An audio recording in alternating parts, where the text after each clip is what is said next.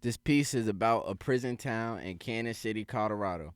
This town has 13 prisons in the surrounding area and has been called Prison Valley by those familiar with it. The locals are just as much a part of the culture as the inmates and guards are. To focus on the individual, each person interviewed is given intense close ups. Every picture and video of a person in the piece is significant because we only see the faces of those who are relevant to the story. At the start of the documentary, the viewer is introduced to a woman who owns a motel. We are then brought into this motel to enter a room which can be accessed throughout the piece while having the option to go back to the film. New features update in the motel room as piece progresses. This film is riddled with wide shots of the town, prisons, and surrounding desert. Throughout are moving shots of the town from the car the filmmakers were using.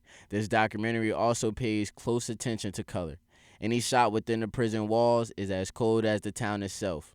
But when we see the desert and outside area, it is all warm tones. There are many components that add to the effect of this experience. For example, it is the visually compelling shots of the town and surrounding area. The viewer gets these moving shots that create motion. Sound and music are also expressed with score from the film. What stands out, though, is the ability to access certain images and video as the piece progresses. Overall, this documentary has many components, both interactive and non interactive. The motel room holds many of these features. For example, the user has the ability to click on different parts of the room. On the bed are images and photos from the town. You can see more of these images as the film progresses.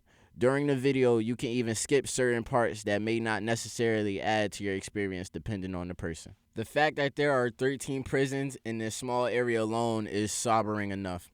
What ties this all together, though, is the people we are introduced to. What else resonates with people more than the story of struggle from another human being? Of all the moments in the documentary, the most shocking and harsh fact was the one that 1 in 3 African Americans born after 2001 will end up in the system. 1 in 6 for the Latinos. That to me is horrible. Out of the 5 principles Lev Manovich created, the one that fits best with Prison Valley is variability. This principle fits best because with a few clicks or different selections on the menu, it leads you to different information and stories of the characters. There are many different selections you can choose from, such as character information, picture and videos, and you can even chat online with other users that are on the site. One scholar that's touched on this project is Marshall McLuhan. McLuhan's medium is the message, expresses the fact that the medium influences how the message is received.